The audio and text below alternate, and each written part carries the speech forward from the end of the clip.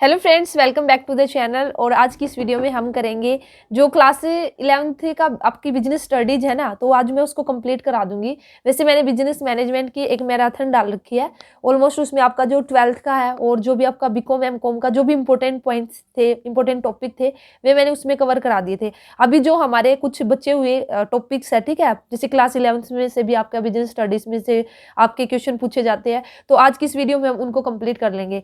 तो आज की वीडियो भी बहुत ही इंपॉर्टेंट रहने वाली है आप लोगों के लिए, तो इसलिए इसको बिल्कुल ध्यान से और जरूर से इसको देखना। जो भी हमारा बिल्कुल इंपॉर्टेंट पॉइंट्स होंगे ना, तो उन्हीं को हम नोट डाउन करते चलेंगे, ठीक है। तो चलिए फिर स्टार्ट करते हैं। तो सबसे पहले हम बात करेंगे nature and the concept of the business. जैसे कि आप सभी को पता, आई थिंक ये आपका फर्स्ट चैप्टर ही है। तो देखिए इसमें इसके अंदर जो आप सभी ने देखा होगा कि भी इसके अंदर आपका जो क्लासिफिकेशन आपका गिवन है, भी इंडस्ट्री है, कॉमर्स है, तो वहां से कई बार आपका क्वेश्चन बनता है कि भाई आपको एक एक्टिविटी दे दी जाएगी और फिर पूछ लिया जाएगा कि भाई बताइए आपकी इंडस्ट्री से रिलेटेड है या कॉमर्स से रिलेटेड है। तो वे सारी की सारी हम पूरा डिटेल में करेंगे। तो देखिए सबसे पहले हम बात करते हैं ह्यूमन एक्टिविटीज की। तो अगर मैं ह्यूमन एक्टिविटीज की बात करती हूँ तो दो तरह की ह्यूमन एक्टिविटीज होती है, जैसे कि आप सभी को पता है। एक तो होती है हमारी इकोनॉमिक और एक होती है हमारी नॉन इकोनॉमिक। तो इकोनॉमिक मीन्स वे एक्टिविटीज जिसको हम क्यों करते हैं, which are perform to earn the livelihood, means अपनी आजीविका कमाने के लिए जिसको हम करते हैं, तो उनको बोलते हैं हम इकोनॉमिक एक्टिविटीज। और नॉन इकोनॉमिक एक्टिविटीज हमारी कौन सी होगी, जिनको हम क्यों परफॉर्म करते हैं, out of love, sympathy, sentiment से, ठीक है, अपने प्यार प्रेम से, अपने एंटरटेनमेंट के लिए जो एक्टिविटी की जाती है उनको बोलते हैं नॉन इकोनॉमिक।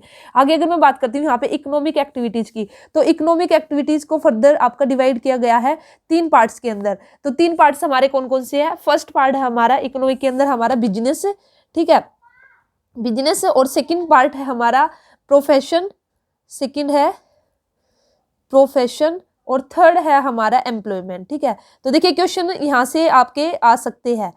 ये जो आपका बिजनेस, प्रोफेशन, एम्प्लॉयमेंट है, हो सकता है कि कोई डिफरेंस आपसे पूछ लिया जाए, कोई भी एक कैरेक्टरिस्टिक्स दे के पूछ सकते हैं कि भाई आपकी किसकी कैरेक्टरिस्टिक्स है, इसको प्रोफेशन बोलेंगे, एम्प्लॉयमेंट बोलेंगे, बिजनेस बोलेंगे। आपसे पूछ लिया जा सकता है कि भाई रिस्क सबसे ज्यादा किस में रहता है, बिजनेस में रहेगा, प्रोफेशन में रहेगा, एम्प्लॉयमेंट में। तो काफी इंपॉर्टेंट है। इसके बाद देखिए बिजनेस, प्रोफेशन एंड एम्प्लॉयमेंट, इन सभी को हम डिटेल में करेंगे। उसके बाद जो नेक्स्ट है हमारा जो बिजनेस है ना, बिजनेस को फिर आपका फर्दर आपका क्लासिफाइड किया गया है 2 पार्ट्स में, जो कि है आपका इंडस्ट्री और कॉमर्स, ठीक है।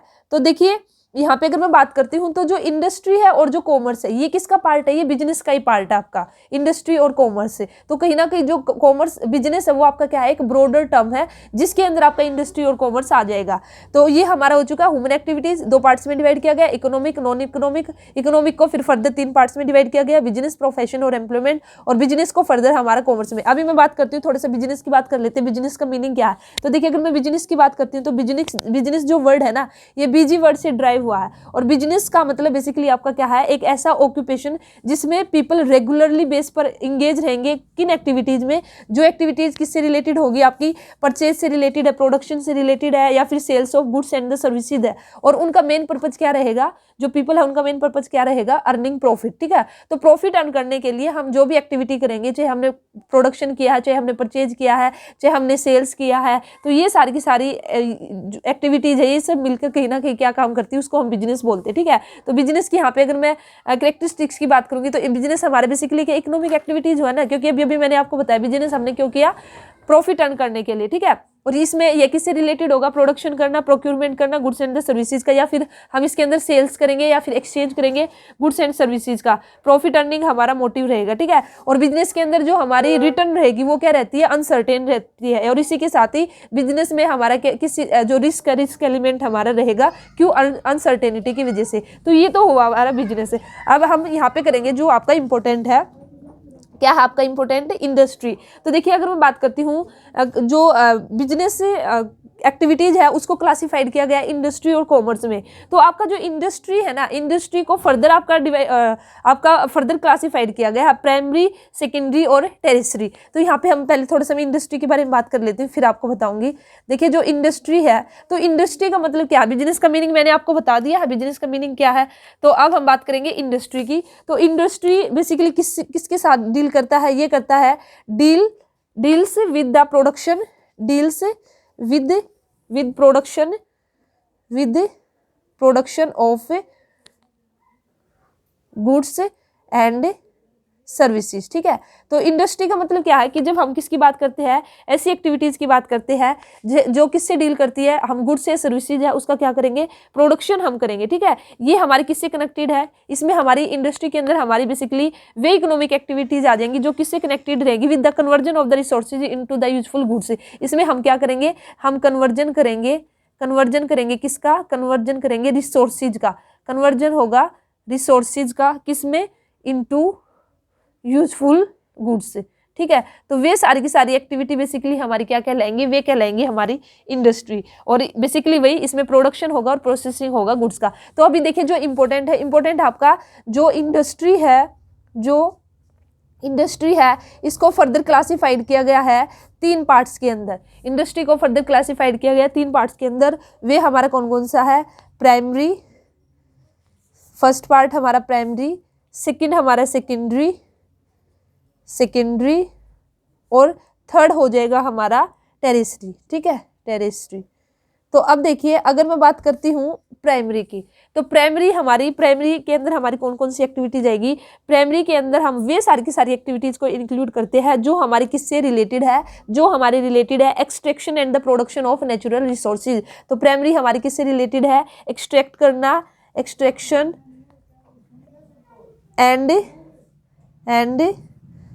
प्रोडक्शन ऑफ नेचुरल रिसोर्सेज, ठीक है।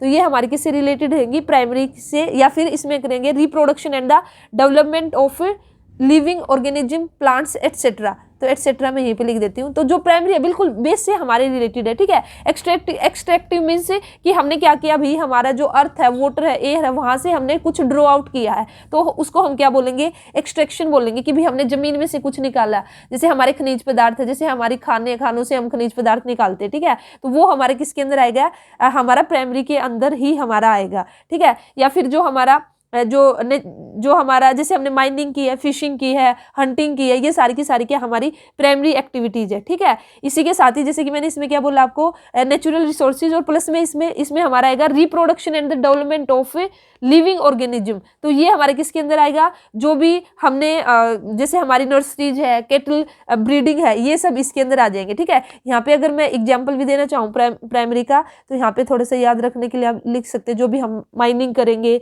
हमने फिशिंग की है, ठीक है, हंटिंग है, और भी बहुत सारे हमारे हो सकते हैं। और इसी के साथ ही जो भी हमारी नर्सरीज है,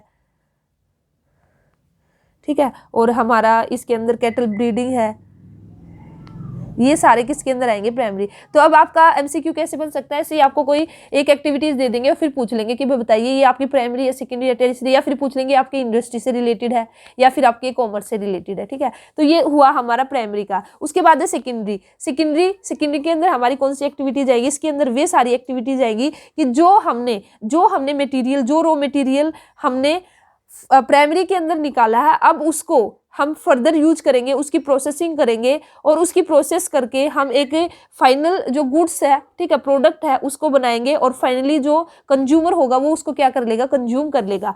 तो यहाँ पे अगर मैं बात करती हूँ तो secondary industry means which are concern with using the material already extracted, जो मटेरियल हमने ऑलरेडी एक्सट्रैक्ट कर लिया, कहाँ पर, एट द प्राइमरी इंडस्ट्री में, जो हमने मटेरियल निकाल लिया है, and then process such material, और फिर उस मटेरियल को जो हमने प्राइमरी में निकाला उसको हम फिर प्रोसेस करेंगे, ठीक है, उसकी प्रोसेसिंग करेंगे। क्यों करेंगे उसकी processing, to produce the goods for the final consumption के लिए, गुड्स प्रोड्यूस करने के लिए, या फिर उसकी फर्दर प्रोसेसिंग करेंगे by the other industrial units, तो उसको हम बोलेंगे सेकेंडरी। जैसे फॉर एग्जांपल हमने क्या किया, इसके अंदर जो कॉटन है, हमने जो कॉटन प्रोड्यूस किया वो तो किया हमने प्राइमरी इंडस्ट्री के अंदर, और फिर जब हमने उसको मैन्युफैक्चर करके उससे जब हमने क्लॉथ बना लिया, ठीक है, कॉटन से जो हमने क्लॉथ बना लिया, तो क्लॉथ जो हमने बनाया वो किसके अंदर आएगा, सेकेंडरी। तो इसके अंदर अगर मैं लिखना चाहूँ तो इसमें हम बेसिकली, इसमें काफ़ी लंबा हो जाएगा, तो इसके अंदर हम करेंगे कि भाई यूजिंग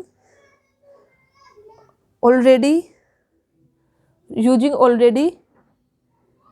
एक्सट्रैक्टेड मटेरियल, ठीक है, जो हमने ऑलरेडी निकाल रखा है, एक्सट्रैक्टेड मटेरियल है, जो प्राइमरी इंडस्ट्री के अंदर जो हमने निकाला था, यहाँ पे लिख सकते हो extracted material at primary industry, तो वो हमारा क्या कहलाएगा, वो कहलाएगा हमारा सेकेंडरी। इसमें इसके अंदर आप एग्जाम्पल सेम डाल सकते हो, क्लॉथ को बनाना किससे, क्लॉथ आउट ऑफ कॉटन, ठीक है। मैंने वैसे आपको समझाई दिया कि जो हमने कॉटन प्रोड्यूस किया तो वह तो आया हमारा प्राइमरी इंडस्ट्री में, फिर उस कॉटन का यूज करके हमने क्लॉथ बना लिया, तो ये हमारा क्या कहलाएगा, सेकेंडरी। आई होप आपको समझ में आ चुका है।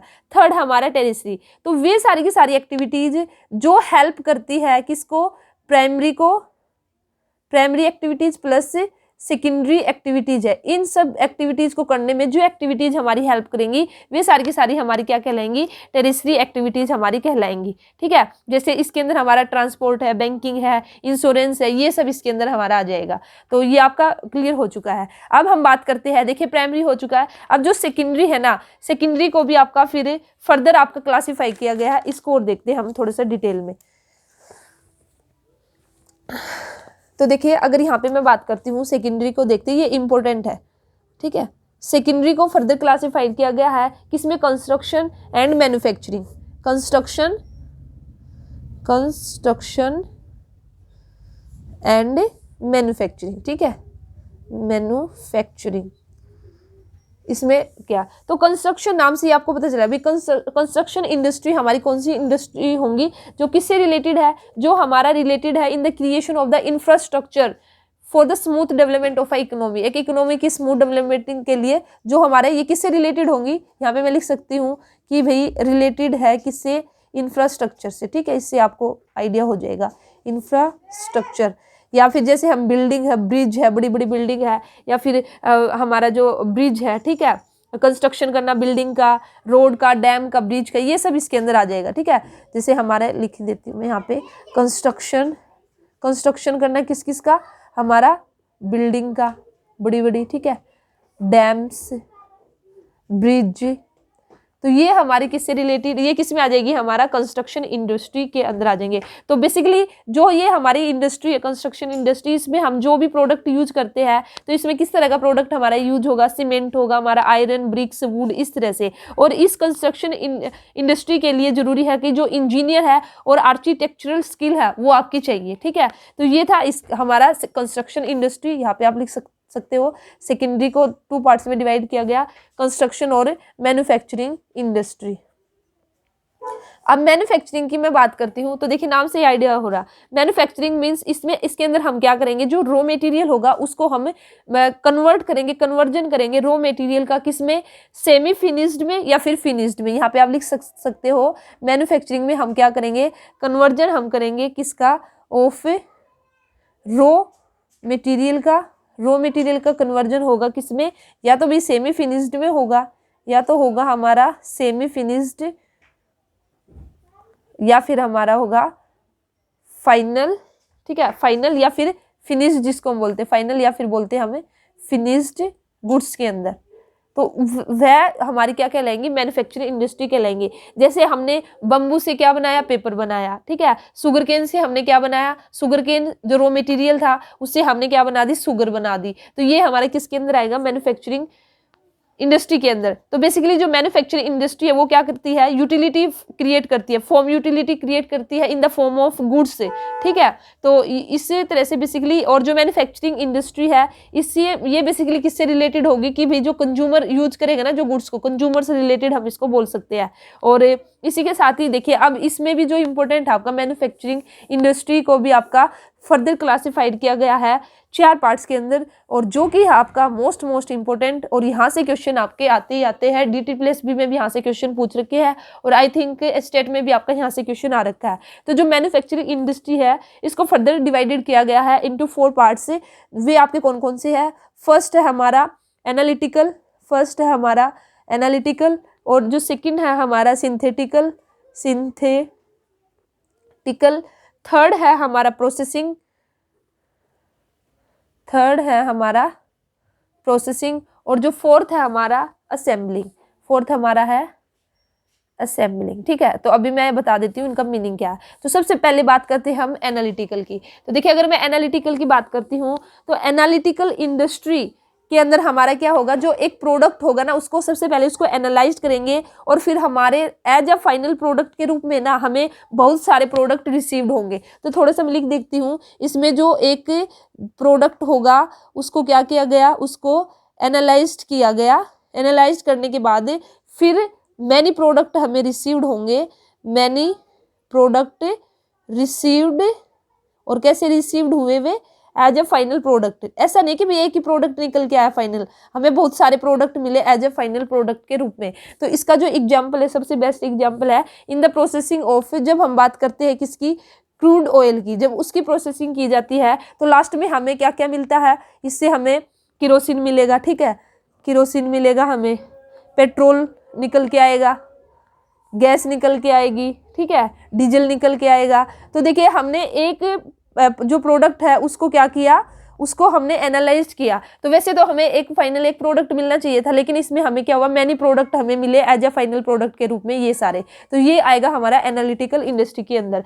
सेकंड है हमारा प्रोसेसिंग, नहीं सेकंड है हमारा सिंथेटिकल, ठीक है। सिंथेटिकल से पहले मैं आपको प्रोसेसिंग बताऊंगी, ठीक है। सिंथेटिकल और असेंबलिंग थोड़ा एक जैसे लगेंगे तो फिर मैं आपका कंफ्यूजन दूर करूंगी। पहले प्रोसेसिंग देखते हैं, नाम से आपको आइडिया हो रहा है प्रोसेसिंग। प्रोसेसिंग मीन से एक प्रोडक्ट है वह क्या करेगा, कई सारी प्रोसेस से होकर गुजरेगा और तब जाके वह फाइनल प्रोडक्ट बनेगा, ठीक है। A product passes through various processes to become a final product. एक फाइनल प्रोडक्ट बनने के लिए एक प्रोडक्ट को डिफरेंट प्रोसेस से होकर जाना पड़ेगा, ठीक है। यहाँ पे अगर मैं लिखना चाहूँ तो यहाँ पे पूरा ही लिखना ही पड़ेगा। जो एक प्रोडक्ट होगा वह क्या करेगा, पासिज थ्रू वेरियस प्रोसेस, ठीक है, वो अलग अलग प्रोसेस से होके वह गुजरेगा। क्यों, to become a final product, एक फाइनल प्रोडक्ट बनने के लिए, ठीक है। तो इसके अंदर हमारा बेसिकली जो फिनिश्ड प्रोडक्ट रहेगा एक प्रोसेस का, क्योंकि देखिए यहाँ पे वेरियस प्रोसेस आई, बहुत सारी प्रोसेस आई, तो अब जो एक प्रोसेस का जो फिनिश्ड गुड्स रहेगा वो दूसरी प्रोसेस का क्या बन जाएगा, रॉ मटेरियल बन जाएगा। ऐसे ही फिर जो दूसरी प्रोसेस में जो फिनिश्ड गुड्स बन के निकलेगा वो तीसरी प्रोसेस का रॉ मटेरियल बन जाएगा, ठीक है। और फिर बाद में लास्ट में वो क्या बनता, फाइनल फिनिश्ड गुड्स हमारा बन जाता है। तो यहाँ पे आप एग्जांपल ले सकते हो किसका, in case of cotton textile की अगर हम बात करते हैं तो कॉटन का यहाँ पे एग्जाम्पल रहेगा। जो कॉटन है वह आपका डिफरेंट प्रोसेस से होकर गुजरता है और तब जाके फाइनली क्लॉथ बनता है। कैसे कि भाई अगर जो cotton passes through the ginning process से ही आ जाएगा, ठीक है, गिनिंग, उसके बाद आपका वीविंग, और उसके बाद हमारा डाइंग, ठीक है, और फाइनली हमारा क्या हो गया, सारी प्रोसेस, इन सब प्रोसेस से होकर गुजरना पड़ता है उसको टू बिकम क्लॉथ बनने के लिए, ठीक है, कपड़ा बनने के लिए। तो ये आएगा हमारा प्रोसेसिंग। इसी तरह से हम इसमें एग्जांपल ले सकते हैं शुगर इंडस्ट्री का और पेपर इंडस्ट्री का, ठीक है। अदर एग्जांपल भी आप गूगल पे सर्च कर सकते हो अगर आप लोगों के पास टाइम है तो, ठीक है, नहीं तो बाद में कर लेना स्टेट का एग्जाम, क्योंकि ये तो आगे आपको फिर बाद में भी काम आएंगे। ऐसा तो नहीं है ना कि भाई आपने स्टेट को क्वालिफाई कर लिया तो आपकी जॉब लग गई, उसके बाद आपको स्क्रीनिंग के लिए तैयारी करनी है, और नहीं स्क्रीनिंग के लिए तो फिर आपको जैसे DSSB में भी आप जाओगे, NVS KVS है, तो सभी जगह आपके यही टॉपिक है, तो आपको पूरा डिटेल नॉलेज होनी चाहिए। एक बार आप डिटेल से आपने पढ़ाई कर लीजिए, ठीक है, फिर आपके सारे एग्जाम अपने आप निकल जाएंगे। किसी भी अब जब भी आप तैयारी करते हो ना तो ये सोच के ना करें कि भाई बस मुझे तो स्टेट ही निकालना है, फिर उसमें फिर आप कहीं के नहीं रहते हो, ठीक है। तो आप कोई भी टॉपिक करते हो ना उसको इतना डीपली और इतना अच्छे से कीजिए कि भाई बार बार आपको करने की जरूरत ही ना पड़े। और एक बार आप सिलेबस में से निकल गए ना कॉमर्स के, तो फिर चाहे कोई भी एग्जाम आ जाए आप इजीली उसको क्रैक कर लोगे, ठीक है। तो चलिए ये हो गया हमारा प्रोसेसिंग। उसके बाद में बात करती हूँ आपका सिंथेटिकल, यहाँ पे कर देती हूँ, ठीक है, सिंथेटिकल इंडस्ट्री। तो सिंथेटिकल इंडस्ट्री की अगर मैं बात करती हूँ तो सिंथेटिकल इंडस्ट्री के अंदर हमारा बेसिकली इसके अंदर क्या रहेगा, देखिए मैं बिल्कुल इजी लैंग्वेज में बताऊँ तो इसमें हम क्या करते हैं, बहुत सारे हम रॉ मटेरियल लेंगे, ठीक है, मैनी रॉ मटेरियल हमने ले लिया और उन सबको क्या कर दिया, mix. Many raw materials are mixed to produce more useful product, ठीक है। इसमें क्या करेंगे, बहुत सारे रॉ मटेरियल है उनको मिक्स करके हम फाइनली क्या करते हैं, जो एक प्रोडक्ट होगा उसको हम बनाते हैं, ठीक है। फिर हमारा एक प्रोडक्ट बनकर तैयार होगा। तो यहाँ पे हम क्या करेंगे, raw material brought together in manufacturing process में जो डिफरेंट डिफरेंट रॉ मटेरियल्स है उनको लेके आएंगे और फिर हमारा एक फाइनल प्रोडक्ट बनके तैयार होगा। तो इसमें हमारा जो एग्जाम्पल रहेगा, जब भी हम सीमेंट को मैन्युफैक्चर करते हैं तो उसके लिए हमें रॉक चाहिए, जिप्सम चाहिए, कोल चाहिए, तो इन सभी को मिला के हमारी क्या तैयार होती है, सीमेंट। यहाँ पे एग्जाम्पल डाल सकते हो आप सीमेंट का, ठीक है। तो सीमेंट को बनने के लिए आपको डिफरेंट डिफरेंट रॉ मटेरियल चाहिए। रॉ मटेरियल इसके लिए हमें क्या क्या चाहिए, जैसे हमें रॉक्स की रिक्वायरमेंट होगी, ठीक है, जिप्सम, कोल एटसेट्रा हम यहाँ पे डाल सकते हैं, ये सारी हमें रिक्वायरमेंट होगी। तो ये different different raw material use करके आपका एक फाइनल प्रोडक्ट तैयार होगा, सीमेंट, ठीक है। और भी एग्जाम्पल इसमें हो सकते हैं। इसके बाद आता है हमारा फर्स्ट, सेकंड, थर्ड और फोर्थ हमारा असेंबली। असेंबलिंग से भी आपको थोड़ा सा आइडिया हो रहा होगा भी असेंबल करना मीन्स इकट्ठा करना। तो असेंबलिंग की अगर मैं बात करती हूँ तो यहाँ पे हम क्या करेंगे, जो डिफरेंट डिफरेंट कंपोनेंट होंगे ना उनको असेंबल करके एक न्यू प्रोडक्ट बना देंगे, ठीक है।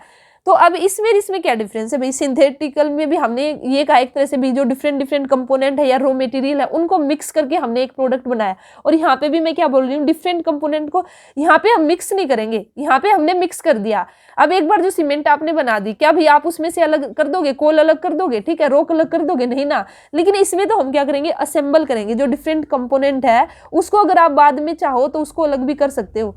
जो डिफरेंट कंपोनेंट रहेंगे उनको हम क्या कर देंगे, असेंबल करेंगे, ठीक है। असेंबल्ड किस लिए, to make a new product, to make a new product. कैसे, फॉर एग्जाम्पल अब जैसे भी कार है, इसमें अगर मैं एग्जांपल की बात करती हूँ, एक कार बनाने के लिए हमें डिफरेंट डिफरेंट कंपोनेंट चाहिए। उसमें जो विंडो अलग से लगेगी, ठीक है, उसका जो डोर है वो अलग रहेगी, और उसके लिए जो व्हील्स है उसके लिए दरवाजे, खिड़की, पहिए, जो भी सब है। तो क्या आप जो आपने डिफरेंट कंपोनेंट यूज किए इन सबको मिला के आपने कार तैयार कर दी। अगर आप इनको बाद में अलग भी करना चाहो तो आप इजिली अलग कर सकते हो ना इनको, ठीक है। तो लेकिन यहाँ इस जो सिंथेटिकल की बात करती हूँ तो यहाँ पे हमारा अलग नहीं होगा। तो उम्मीद करती हूँ कि भी आपको ये अच्छे से समझ में आ चुकी है। टेरेस्ट्री मैंने आपको बता दिया, जो भी पीछे मैंने आपको बताया था यहीं पे मैं यहाँ पे एग्जांपल लिख देती हूँ, क्योंकि भाई अभी देखिए एक छोटे से टॉपिक में 21 मिनट हो गया और मैं सोच रही थी 2 घंटे के अंदर आपको कंप्लीट करा दूंगी। तो ये इसके अंदर हमारे कौन कौन से आ जाएंगे, टेरेस्ट्री के अंदर हमारे क्या क्या आ जाएंगी, जैसे ट्रांसपोर्ट है, आप सभी को पता, भाई मुझे नहीं लगता यहाँ पे ज़्यादा एक्सप्लेन करने की ज़रूरत है, ठीक है। बैंकिंग है, इंश्योरेंस है, और हमारी वेयर हाउसिंग, कम्युनिकेशन, कितना भी आप यहाँ पे डाल सकते हो, ठीक है। तो अब मैं बस इतना ही करती हूँ। तो इसको तो समझाने की ज़रूरत है नहीं, क्योंकि ये सारी की सारी एक्टिविटी हमारी प्राइमरी और जो सेकेंडरी एक्टिविटीज़ है इसमें हेल्प करती है, ठीक है। इसके बाद हम करेंगे अब कॉमर्स से। देखिए हमने क्या किया था, बिजनेस था, बिजनेस के 2 पार्ट्स किए थे ना, इंडस्ट्री और कॉमर्स से। तो हमने इंडस्ट्री को तो कर लिया है, अब हम बात करेंगे किसकी, कॉमर्स की। तो देखिए कॉमर्स की तो मैं बात करती हूँ, एक मिनट,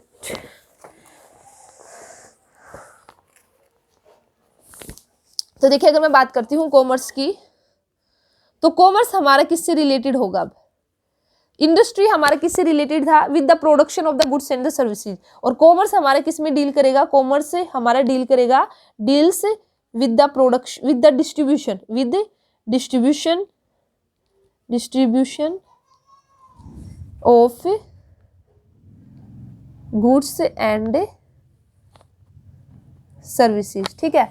तो मैंने क्या बताया, इंडस्ट्री में तो हमने भाई जो गुड्स एंड सर्विसेज है ना उसको प्रोड्यूस किया, उसको बना लिया। लेकिन अब कॉमर्स में हम क्या करेंगे, अब जो आपने गुड्स, जो सर्विस आपने जो तैयार की है भाई उसको डिस्ट्रीब्यूट भी तो करना, उसको कंज्यूमर तक पहुंचाना भी तो है ना। तो इसलिए कॉमर्स के अंदर ये सारी की सारी एक्टिविटीज आ जाएंगी जो क्या करती है, वो गुड्स को और सर्विसेज को प्रोड्यूसर से यूजर्स तक पहुंचाती है, ठीक है। Activities connected with taking goods and the services from producer to users. भी प्रोड्यूसर से हमने गुड्स को उठाया है और फाइनली किसके पास पहुंचा दिया है, कंज्यूमर्स के पास पहुंचा दिया, ठीक है। तो यहाँ पे बेसिकली हम देखेंगे प्रॉपर फ्लो होना चाहिए हमारा गुड्स और सर्विसेज का, और ताकि दोनों को बेनिफिट हो सके, प्रोड्यूसर को भी और कंज्यूमर्स को भी। अब जो हमारा कॉमर्स है ना, कॉमर्स को फर्दर हमारा क्लासीफाइड किया गया है 2 पार्ट्स में, जो कि है हमारा ट्रेड और ऑक्सिलरी टू ट्रेड, ठीक है। मैं यहीं पे फटाफट बता देती हूँ क्योंकि ज़्यादा टफ नहीं है, एक बार सुन भी लिया ना तो भी आपको अच्छे से समझ में आ जाएगा। ऑक्सिलरी टू ट्रेड, ठीक है। कॉमर्स हमारा बेसिकली किसका पार्ट है, बिजनेस का। बिजनेस हमारा क्या है, एक वाइडर कंसेप्ट है, और जो कि आपका इंडस्ट्री को और कॉमर्स को दोनों को इंक्लूड करके चलता है, ठीक है। कई बार यहाँ पे क्वेश्चन बनता है कि भाई कॉमर्स किसका पार्ट है, इंडस्ट्री का है या फिर आपका बिजनेस का है, ठीक है, या फिर बिजनेस किसका पार्ट है, तो ये आपको अच्छे से क्लियर हो जाना चाहिए कि भी कॉमर्स और इंडस्ट्री बिजनेस के अंदर ही आएंगे। अब हम बात करते हैं ट्रेड की। ट्रेड आप जैसे कि आप सभी को पता है भी ट्रेड का मतलब क्या है, एक्सचेंज करना गुड्स एंड सर्विसेज का बिटवीन सेलर एंड बायर के बीच में, ठीक है। तो यहाँ पे ट्रेड के अंदर भी हमारे दो तरह का ट्रेड होगा, इंटरनल ट्रेड और हमारा सेकंड है एक्सटर्नल ट्रेड। इंटरनल ट्रेड की अगर मैं बात करती हूँ तो जब हम ट्रेड इंटरनल ट्रेड के अंदर हमारा होलसेलर है, रिटेलर से, ये सब इंक्लूड हो जाएंगे। मीन्स जब हम अपनी कंट्री के अंदर ही within the boundaries of country जब हम ट्रेड करते हैं उसको इंटरनल बोलते हैं। और एक्सटर्नल का मतलब क्या कि जब हम फॉरेन दूसरे देश के साथ ट्रेड करेंगे, यहाँ पे आपका एक्सपोर्ट इम्पोर्ट एंट्री पोर्ट आपका आ जाएगा, ठीक है।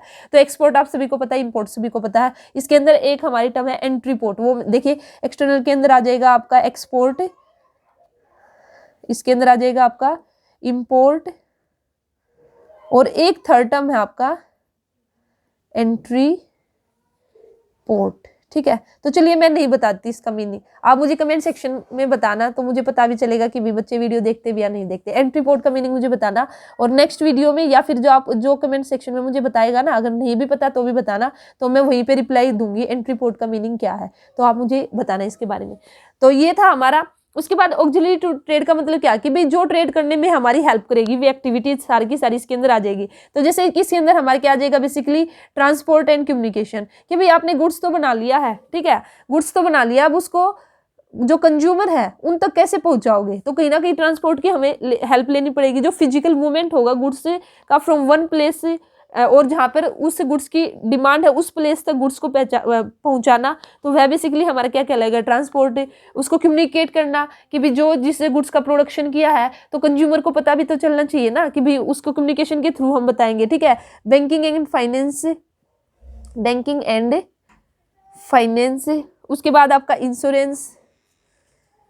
इंश्योरेंस, ठीक है, उसके बाद आपका वेयर हाउसिंग। तो ये सब आ जाएंगे हमारा जो ट्रेड है उसमें हेल्प करती है, ठीक है।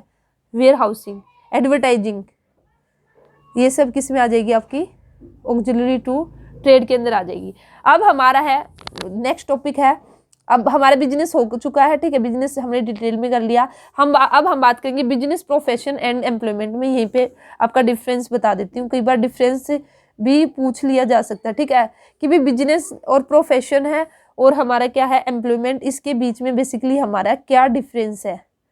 बिजनेस तो अब आप सभी को पता ही चला चुका है कि भी बिजनेस के अंदर हमारी वे सारी की सारी इकोनॉमिक एक्टिविटीज आएंगी जो किससे रिलेटेड रहेगी, प्रोडक्शन से, परचेज से, सेल से, गुड्स ऑफ सर्विसेज या फिर सप्लाई करना उनके, ठीक है। तो यहाँ पे जो मेन एम होगा बिजनेस के अंदर, प्रॉफिट अर्न होगा। यहाँ पे मैं लिख भी यहाँ पे बता देती हूँ आपको, बिजनेस किससे रिलेटेड होगा, प्रोडक्शन,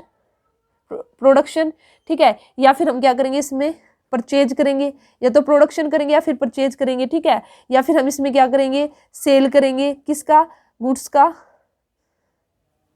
एंड सर्विसेज का, ठीक है, या फिर हम सप्लाई करेंगे। तो ये सारा का सारा इसके अंदर आ जाएगा, supply of services, production, purchase, sale of goods and services, या फिर उसकी सप्लाई। और इसमें जो मेन एम रहेगा, एम क्या रहेगा, वही प्रॉफिट अर्न करना हमारा क्या रहेगा, एम रहेगा, ठीक है। तो एग्जाम्पल यहाँ पे डाल दोगे भी कितने सारे बिजनेस के एग्जाम्पल। अब हम बात करते हैं प्रोफेशन की। प्रोफेशन के अंदर हमारी वे एक्टिविटीज आएंगी देखिए, प्रोफेशन करने के लिए आपको क्या चाहिए, इसमें जो आपको रिक्वायरमेंट रहेगी प्रोफेशन के लिए, आपको रिक्वायर्ड है स्पेशल नॉलेज आपको होना चाहिए, ठीक है, स्पेशल नॉलेज एंड स्किल आपके अंदर होनी चाहिए, knowledge and skill to be applied by कोई भी ऑक्यूपेशन है, ठीक है, कोई भी आप जैसे इसमें इसके लिए आपको बेसिकली क्या, प्रोफेशनल, ठीक है। प्रोफेशनल हम किन को बोलते हैं कि भाई जिनके पास क्या है, एक स्पेसिफाइड नॉलेज है, स्किल है, ठीक है। तो यहाँ पे जो स्पेशली यहाँ पे अगर मैं एग्जाम्पल की बात करती हूँ, तो यहाँ पे हम एग्जाम्पल लेंगे, जैसे लॉयर है, वे क्या है, प्रोफेशनल है, ठीक है। लॉयर बनने के लिए से थोड़ी ना भी कोई भी लॉयर बन जाएगा। डॉक्टर है, डॉक्टर बनने के लिए आपके पास पूरा जो भी प्रोफेशनल बॉडीज है, उन्होंने जो भी कोड एंड कंडक्ट्स आपके डिसाइड कर रखे हैं, तो उसके अकॉर्डिंग आप डिग्री पहले लोगे, उसके बाद ही आप डॉक्टर बनोगे। चार्टर्ड अकाउंटेंट है, तो इसके लिए उनको बोलते हैं हम प्रोफेशनल बोलते हैं, ठीक है।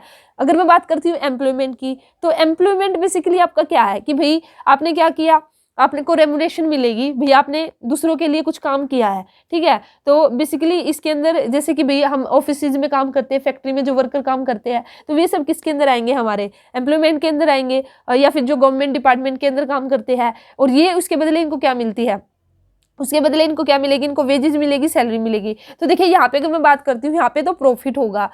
प्रोफेशन में बात करती हूँ तो यहाँ पे उनको फीस मिलती है, ठीक है। और यहाँ पे अगर मैं बात करती हूँ तो यहाँ पे उनको मिलेगी वेजेज एंड सैलरी मिलेगी। रिस्क की अगर बात करें तो सबसे ज़्यादा रिस्क किस में रहेगा, बिजनेस में सबसे ज़्यादा रिस्क रहेगा हाई, कि भी हो सकता है कि हमें बहुत ज़्यादा प्रॉफिट हो भी जाए और ना भी हो। तो यहाँ पे अगर रिस्क की बात करेंगे तो यहाँ पे जो रिस्क है वो सबसे ज़्यादा रहेगा। हाँ, यहाँ पे जो रिस्क है ना, यहाँ पे भी भाई थोड़ा रहेगा लेकिन उससे कम रहेगा, रिस्क रहेगा लेकिन यहाँ पे मीडियम, एक तरह से बीच वाला ही हम बोलेंगे, ठीक है, रिटर्न का जो रिस्क है। और अगर मैं बात करती हूँ एम्प्लॉयमेंट की, तो यहाँ तो आपका जो रिस्क है वो बिल्कुल भी नहीं होगा, ठीक है, रिस्क आपका नहीं होगा, क्योंकि यहाँ पे फिक्स है, आपका जो रेम्युनरेशन है वो फिक्स है, भाई हर महीने आपको इतना मिलना है। तो ये था हमारा बिजनेस, प्रोफेशन और एम्प्लॉयमेंट। उसके बाद अगर हम बात करते हैं नेक्स्ट, एक और टॉपिक मैं आपको बता देती हूँ, बिजनेस रिस्क के बारे में, ठीक है, बिजनेस रिस्क।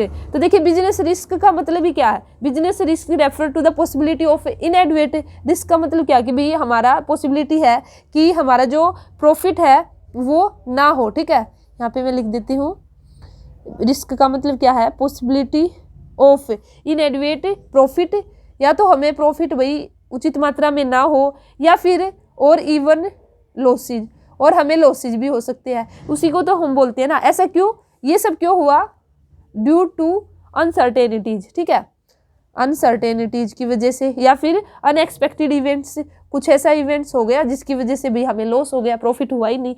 तो ये वो कहलाता है हमारा बेसिकली बिजनेस रिस्क। अगर मैं बिजनेस रिस्क की बात करती हूँ तो बिजनेस रिस्क भी आपका दो तरह का है, बिजनेस रिस्क है वो आपका दो तरह का है, ठीक है। दो तरह का कौन सा, टू टाइप्स है बिजनेस रिस्क की। एक तो है हमारा स्पेकुलेटिव, ठीक है, यहाँ पे आ जाएगा आपका स्पेकुलेटिव रिस्क, और एक हमारा प्योर रिस्क, अगर मैं बात करती हूँ स्पेकुलेटिव रिस्क की, तो स्पेकुलेटिव रिस्क के अंदर आपकी दोनों ही पॉसिबिलिटी है कि भाई आपको गेन भी हो सकता है एज वेल आज आपको लॉस भी हो सकता है, दोनों पॉसिबिलिटी यहाँ पे चलेगी, ठीक है।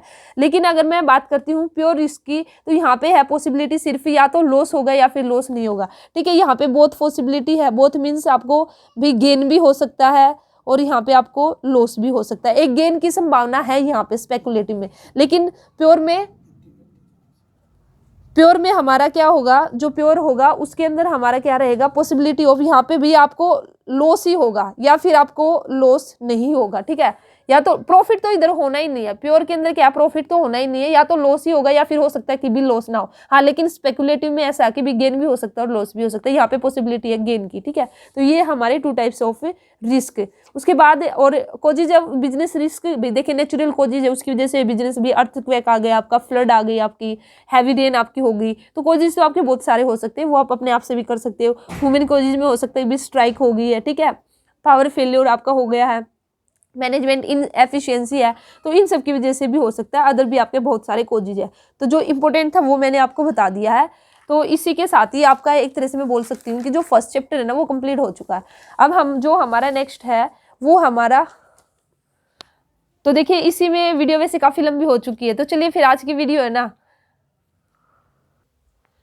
तो देखिए अभी हम करेंगे forms of business organisation. Different types आपकी फॉर्म्स है बिजनेस ऑर्गेनाइजेशन है, बिल्कुल फटाफट से सभी को करेंगे। यहाँ पे जस्ट अब मैं हेडिंग लिख दूंगी, ठीक है, और फिर मैं इसको एक्सप्लेन कर दूंगी, जितना जल्दी हो सकेगा उतना जल्दी हम टॉपिक को कवर करने की कोशिश करेंगे। तो सबसे पहले मैं बात करती हूँ यहाँ पे जो फॉर्म्स है, प्राइवेट, पब्लिक और है ग्लोबल एंटरप्राइज, ठीक है, ग्लोबल एंटरप्राइज। तो प्राइवेट जैसे कि आप सभी को पता है कि भी प्राइवेट का मतलब क्या है कि जो इंडिविजुअल है, ठीक है, जब प्राइवेटली जब भी जो इंडिविजुअल है वे कंट्रोल करेंगे, या फिर ग्रुप ऑफ कंट्रोल है जो खुद की अपनी जो रहती है, ठीक है, तो वह रहेगा प्राइवेट आपका। पब्लिक की अगर मैं बात करती हूँ तो पब्लिक के अंदर जो कंट्रोल रहेगा owned and control by the government, यहाँ पे किसका रहेगा, ये रहेगा बाय गवर्नमेंट जो भी कंट्रोल है, और यहाँ पे खुद जो इंडिविजुअल होगा उसी का कंट्रोल रहेगा, ठीक है। और ग्लोबल एंटरप्राइज की अगर मैं बात करती हूँ तो ग्लोबल एंटरप्राइज मीन्स वे एंटरप्राइज जो ऑपरेट करती है मोर देन वन कंट्री, ठीक है। तो ये रहेगा मीनिंग। आई होप आपको समझ में आ गया। इंडिविजुअली इसको क्या करेगा, इंडिविजुअल कंट्रोल करेगा, और यहाँ पे जो कंट्रोल किसका रहेगा, गवर्नमेंट का, बाय गवर्नमेंट कंट्रोल, ठीक है। तो ये आप इससे कर लेना, कंट्रोल इस पे इंडिविजुअल का रहेगा और इस पे रहेगा गवर्नमेंट का। उसके बाद अगर मैं यहाँ पे बात करती हूँ तो देखिए जो private enterprise come under private sector के अंदर आएगी, और जो पब्लिक एंटरप्राइज है वो किसके अंदर आएगी, गवर्नमेंट सेक्टर या फिर पब्लिक सेक्टर हम इसको बोलते हैं। तो अगर मैं बात करती हूँ प्राइवेट सेक्टर की, ठीक है, प्राइवेट कंपनीज की, प्राइवेट एंटरप्राइज की बात करती हूँ, तो प्राइवेट एंटरप्राइज के अंदर ही आपके कौन कौन सी जो ऑर्गेनाइजेशन आएंगी, तो इसके अंदर आएगा आपका सोल प्रोप्राइटरशिप, ये प्राइवेट के अंदर है सारे के सारे जो मैं बताऊंगी। सोल प्रोप्राइटरशिप ये भी हमारा क्या है, एक जो ऑर्गेनाइजेशन है, ठीक है, फॉर्म ऑफ ए ऑर्गेनाइजेशन है प्रोप्राइटरशिप। तो प्रोप्राइटरशिप का आप सभी को पता है कि भी इसके अंदर हमारा सिर्फ एक पर्सन होगा जो कि क्या करेगा, ऑपरेट करेगा बिजनेस को, ठीक है। यहाँ पे जो हमारा सोल प्रोप्राइटरशिप है इसमें किसी भी तरह की आपकी जो लीगल एंटिटी, अलग से लीगल एंटिटी इसके अंदर नहीं होगी, और यहाँ पे जो जिस बंदे का बिजनेस होगा वही पर्सनली क्या होगा, लाइबल होगा। तो यहाँ पे आपको जो मेन यहाँ पे जो इंपॉर्टेंट अगर मैं बताऊँ तो यहाँ पे लाइबिलिटी का याद रखना कि सोल प्रोप्राइटरशिप जो सोल प्रोप्राइटरशिप है उसके अंदर अगर मैं लाइबिलिटी की बात करती हूँ तो वो आपकी क्या रहेगी, अनलिमिटेड रहेगी, ठीक है। और इसी के साथ ही सिंगल ओनर होगा इसमें, और रिस्क वही रिस्क बियर करेगा, प्रॉफिट भी यहाँ पे शेयर नहीं होगा क्योंकि सिंगल ओनर है तो सारा का सारा प्रॉफिट उसी का रहेगा। और इसी के साथ ही सोल प्रोप्राइटरशिप के अंदर हमारी सेपरेट एंटिटी नहीं होगी, नो सेपरेट एंटिटी, ठीक है। तो ये भी आपको ध्यान रखना है। ये कुछ मेन पॉइंट है, जैसे यहाँ से एमसीक्यू बन सकता है कि सोल प्रोप्राइटरशिप के फीचर्स क्या क्या है, तो इसमें एक दो आपको दे देंगे कि लाइबिलिटी अनलिमिटेड है, नो सेपरेट एंटिटी है, ठीक है। और कंटिन्यूटी की अगर हम बात करें तो यहाँ पे ये पूरा का पूरा डिपेंड करेगा ओनर के ऊपर। अगर ओनर है तो बिजनेस चलता रहेगा, अगर ओनर का कुछ हो गया तो भी आपका जो बिजनेस है वह भी बंद हो जाएगा। तो यहाँ पे थोड़ा मेरिट से इसमें क्या रहेगा कि जो डिसीजन मेकिंग है वो आपकी क्या रहेगी, क्विक रहेगी, भी एक ही बंदे को लेना वह इजिली कर सकता है। इसके बाद जो नेक्स्ट हमारी है, नेक्स्ट जो फॉर्म्स ऑफ ऑर्गेनाइजेशन है वह आपकी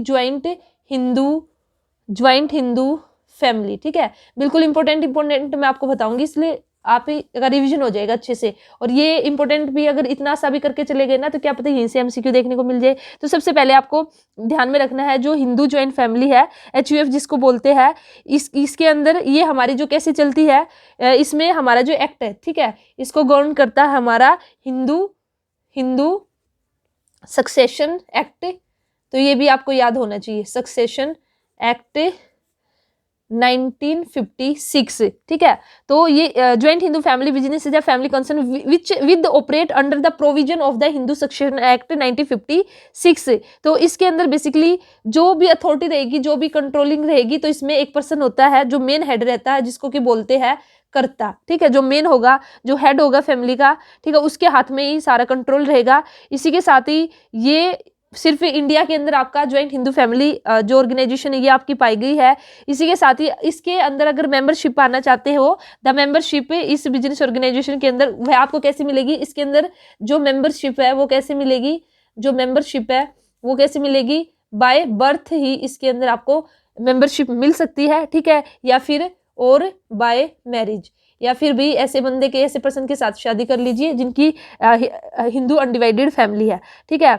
और इसी के साथ ही हाँ, अडोप्शन एक यहाँ पे अगर आप अडोप्शन के थ्रू भी, ठीक है, अगर कोई HUF फैमिली से रिलेटेड मेंबर है वो किसी बच्चे को, ठीक है, अडोप्ट करता है तो फिर वह बच्चा भी क्या हो जाएगा, उसका मेंबर हो जाएगा। तो ये रहेगी बेसिकली इसकी मेंबरशिप। और जैसे कि मैंने आपको बता दिया, इसका जो भी कंट्रोल रहेगा, इसको जो भी मैनेज करेगा, उस पर्सन को क्या कहते हैं, उसको कहते हैं कर्ता, ठीक है। तो इसके अंदर जो माइनर होगा ना, माइनर भी हमारा क्या बन जाता है, मेंबर बन जाता है। क्यों मेंबर बन जाता है, क्योंकि इसमें मेंबरशिप है वो बाय बर्थ से ही आप लोगों को मिल जाएगी। और इसी के साथ ही इसमें जो भी डिसीजन होगा मेन कर्ता का डिसीजन रहेगा, लेकिन जो कर्ता जो भी डिसीजन लेगा ना, तो जो वो अदर फैमिली मेंबर्स है उनसे डिस्कस करके ही जो डिसीजन है वह लिया जाएगा, ठीक है। अगर यहाँ पे मैं बात करती हूँ ज्वाइंट हिंदू फैमिली के अंदर लाइबिलिटी की, अगर मैं बात करती हूँ तो देखिए जो लाइबिलिटी है, कर्ता की लाइबिलिटी की अगर मैं यहाँ पे बात करूंगी तो यहाँ पे जो लाइबिलिटी वो आपकी कैसे रहेगी, जो कर्ता रहेगा, कर्ता की तो लाइबिलिटी रहेगी अनलिमिटेड, ये आपको याद रखना, कर्ता की क्या रहेगी, अनलिमिटेड। और जो अदर मेंबर है, जो अदर मेंबर रहेंगे HUF के, उनकी जो लाइबिलिटी रहेगी वो क्या रहेगी, लिमिटेड रहेगी। तो ये पॉइंट आपके इंपॉर्टेंट है, जो इंपॉर्टेंट पॉइंट है वो मैं आपको बता रही हूँ, ठीक है। तो इसी के साथ ही इसके अंदर आपको जो इसके अंदर रहेगा कि भाई इसमें जो ओल्डेस्ट मेंबर होगा, चाहे वो मेल है या फिर फीमेल है, वही आपका क्या रहता है, वही करता है, वही मेन हेड होगा, ठीक है। और जो मैरिड डॉटर है उनका भी इक्वल राइट रहेगा, किसमें, जो प्रॉपर्टी रहेगी ज्वाइंट हिंदू फैमिली की। इसी के साथ ही आपको जो दो इसके अंदर जो मेन इंपॉर्टेंट है, यहाँ पे अगर मैं बात करती हूँ, यहाँ पर 2 स्कूल ऑफ हिंदू लॉ है, ठीक है। यहाँ पे है 2, ये इंपॉर्टेंट है, 2 स्कूल ऑफ हिंदू लॉ। तो वे हमारे 2 स्कूल कौन से हैं, एक तो है हमारा दया भागा, ठीक है, एक तो है हमारा दया भागा, और सेकंड जो हमारा स्कूल लोप स्कूल है, स्कूल ऑफ हिंदू है, ठीक है, वो हमारा मिताक्षरा, ठीक है, मिताक्षरा। तो डीएसएसबी में यहाँ से क्वेश्चन आपका आ रखा, डीएसएसबी की हम बात करती हूँ। तो देखिए दया भागा के अकॉर्डिंग क्या है, या 2 types of Hindu undivided family है, हिंदू ज्वाइंट फैमिली है, वो 2 तरह की, एक होती है हमारी दया भागा, एक हमारा मिताक्षरा।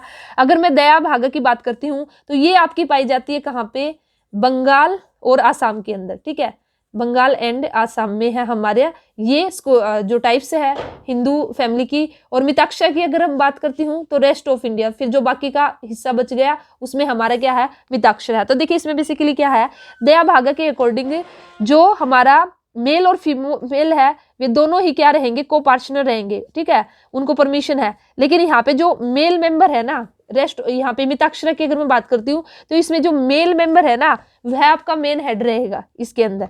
तो ये है इसमें बेसिकली हमारा डिफरेंस, ठीक है।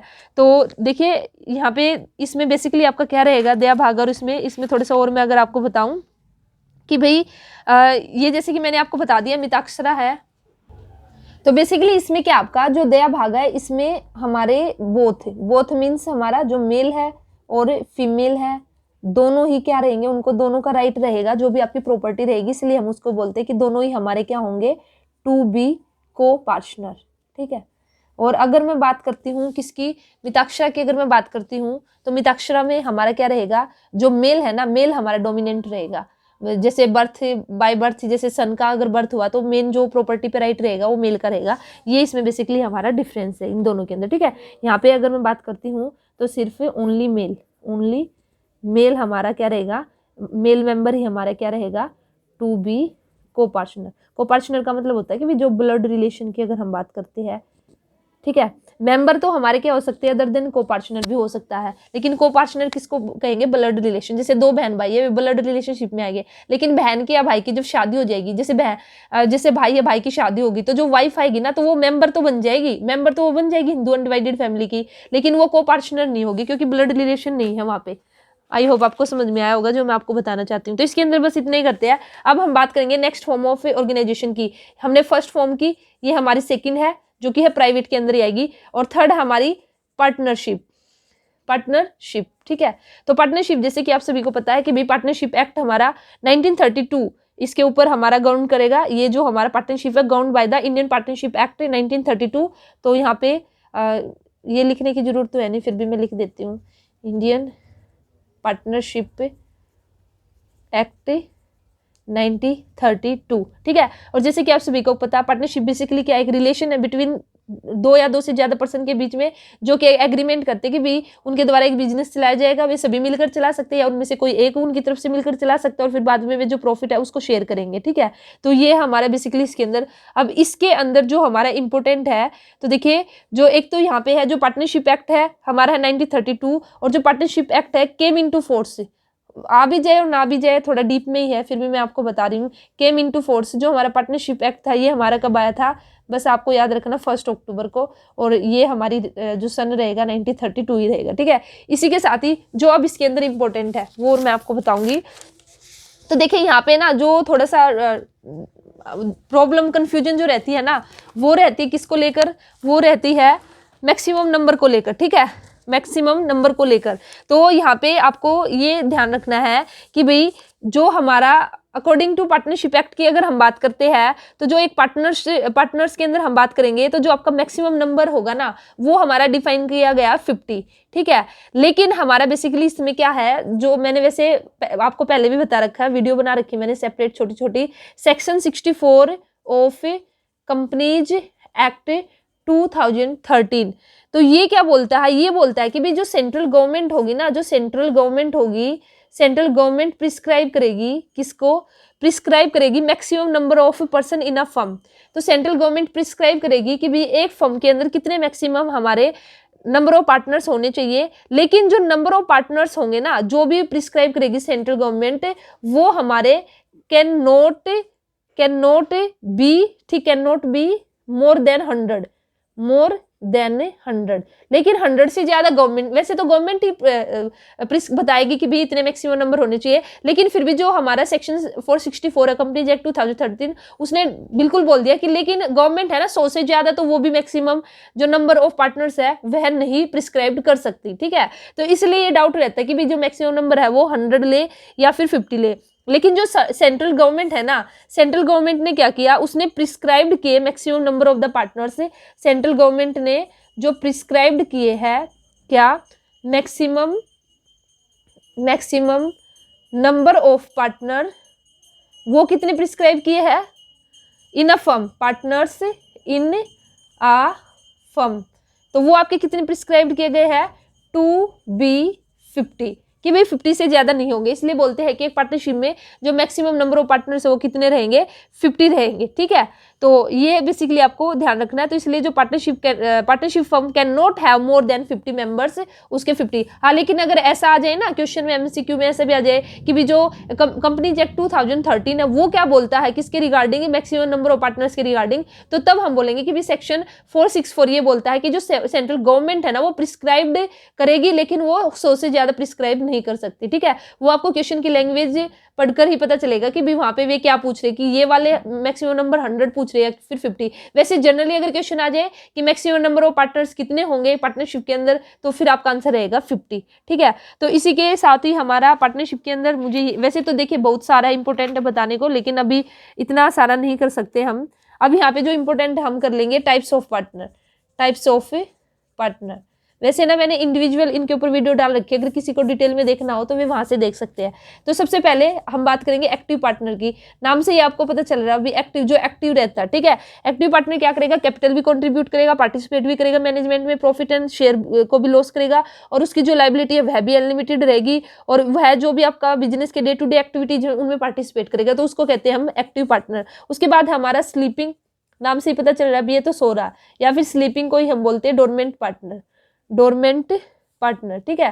तो ये हमारा कौन सा पार्टनर है, देखिए ये क्या करता है, ये कैपिटल भी कंट्रीब्यूट करता है, प्रॉफिट शेयर सब कुछ करेगा, इसकी लायबिलिटी भी अनलिमिटेड रहेगी। बस ये एक काम है जो नहीं करता, जो डे टू डे एक्टिविटीज है ना उसमें पार्टिसिपेट नहीं करता, ये आपको याद रखना, do not take part in the day to day activities. हमारा थर्ड है सीक्रेट पार्टनर। सीक्रेट, नाम से भी सीक्रेट है, यहाँ पे कुछ ना कुछ है। तो सीक्रेट हमारा क्या है, ये हमारा एक ऐसा पार्टनर है जो पार्टनर सारे काम करेगा, ये भी सब कुछ, बस इसका जो एसोसिएशन है विद द फर्म में वो अननोन रहेगी to general public. Means general public को नहीं पता होगा कि भी हाँ ये बंदा भी, ये पर्सन भी क्या है इस कंपनी के अंदर, इस फर्म के अंदर पार्टनर है, ठीक है। उसके लिए उसको सीक्रेट रखा जाएगा, और हमारा ऐसे नॉर्मल और सारे काम यही करेगा जो भी अभी ऊपर बताया, कैपिटल लगाना, प्रॉफिट लॉस शेयर करना, इसकी लायबिलिटी है वह भी क्या रहेगी, अनलिमिटेड।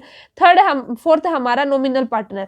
तो नॉमिनल पार्टनर हमारा कौन सा पार्टनर होगा, ऐसा पार्टनर होगा जो सिर्फ अपना नाम यूज करने के लिए देगा, बिजनेस को, फर्म को अपना नाम यूज करने के लिए देगा। देख अब हमारा चेंज हो चुका है, ये 3 में हमारा सब कुछ, ये जो पार्टनर थे तो कहीं ना कहीं सेम थे, बस यहाँ पे क्या था, फर्स्ट में भी एक्टिव पार्टिसिपेट भी कर रहा है डे टू एक्टिविटीज में, स्लीपिंग में पार्टिसिपेट नहीं कर रहा था, सीक्रेट में वो सब कुछ करेगा, सिर्फ पब्लिक को नहीं पता कि भी ये पब्लिक से छिपाया गया है, ठीक है।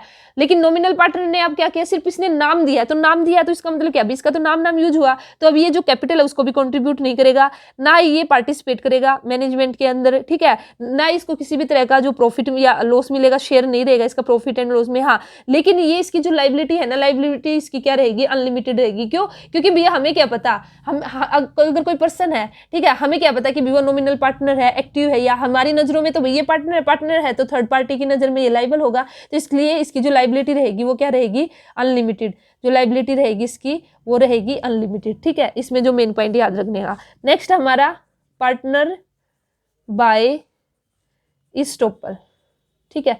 तो देखिए इस्टॉपल पार्टनर हमारा कौन सा होगा, इस एक ऐसा पर्सन है, ठीक है, जिसने क्या किया, अपने खुद इनिशिएटिव से, अपने कंडक्ट से, अपने बिहेवियर से उसने ऐसा व्यवहार दिखाया, ऐसा इंप्रेशन उसने दूसरों को दिखाया कि भी दूसरे बंदे ने क्या सोच लिया, दूसरे पर्सन ने सोच लिया कि भाई ये तो क्या है, पार्टनर है, उसको हम बोलते हैं पार्टनर बाय इस्टॉपल, ठीक है। अभी उसने खुद ऐसा शो किया है कि भी वो पार्टनर है, तो फिर जो लाइबिलिटी है उसकी लाइबिलिटी भी क्या रहेगी, अनलिमिटेड रहेगी, क्योंकि थर्ड पार्टी को तो यही सोचेगी ना कि भाई हाँ भाई ये भी क्या है, इस फर्म का पार्टनर है, लेकिन रियल में वह है नहीं, वह तो जस्ट एक बिहेवियर अपना इस तरह से व्यवहार कर रहा है कि भाई जो थर्ड पार्टी है वो सोचेगी कि हाँ ये पार्टनर है, ठीक है।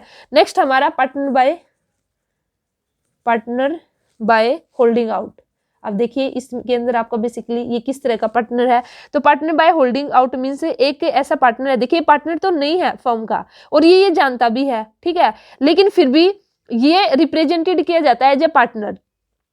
एक दूसरा पर्सन है वो बोल रहा है कि भाई ये फर्म का पार्टनर है, इसको पता है कि मैं नहीं हूं, लेकिन फिर भी ये सब होते हुए भी ये दूसरे पर्सन को ना परमिशन दे रहा कि भाई हाँ वो इसको ऐसा बोल दे, तो उस केस में भाई जो थर्ड पार्टी होगी वो तो यही सोचेगी ना कि भाई ये क्या है, पार्टनर है, ठीक है।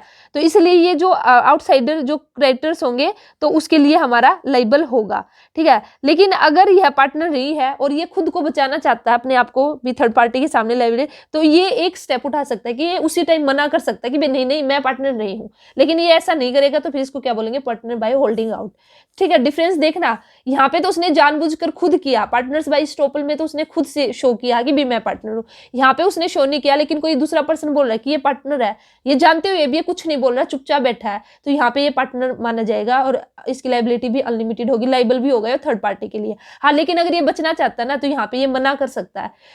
नेक्स्ट हमारा माइनर एज ए पार्टनर, यहाँ पे कंफ्यूजन रहती है बच्चों में पार्टनर्स बाय इस्टॉपल और पार्टनर्स बाय होल्डिंग आउट में, वैसे तो मैंने कोशिश की है कि भाई आपको समझ में आना चाहिए।